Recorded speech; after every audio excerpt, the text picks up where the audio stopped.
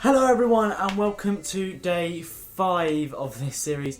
And yeah, I hope you guys have been encouraged by it so far. Let us know what you think, keep us up to date, and yeah, I hope it's encouraged you. So, today's song is, as well as having the exact same start to Matt Redman's song, copyright issues, I don't understand, but it's called Free as a Bird and it's by Wren Collective. And what it all talks about is freedom.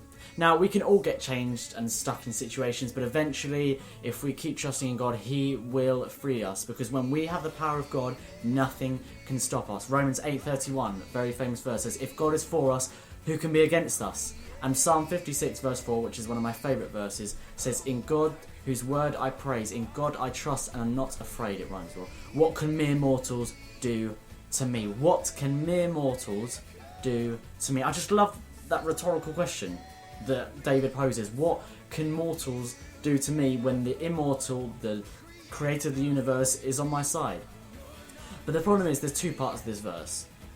And the part before says two things. It says that, one, it says, "In God whose word I praise."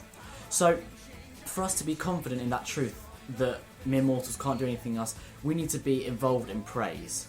You know, I was reading a book called 10,000 Reasons by Matt Redman, which is quite new, and it just talks about in every season we can always praise God no matter what we're going through. If we're at the darkest times of the night, or if we're in the daylight and sunshine and everything, we can still praise God. There is still countless amount of reasons to praise God, and it's powerful. It's powerful when we can lift our hands in the darkness as well as the light.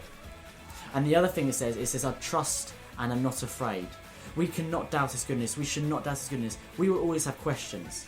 But I believe there's a difference between questioning and doubting. Doubting is when you get to a stage where you think, actually maybe this isn't, actually maybe He's not this, actually maybe He isn't as loving, and maybe those are lies. He is good, and I can guarantee you that. And I'm sure you've had times in your life when you're like, He is good, and that stays the same. That never changes. Do not doubt His goodness.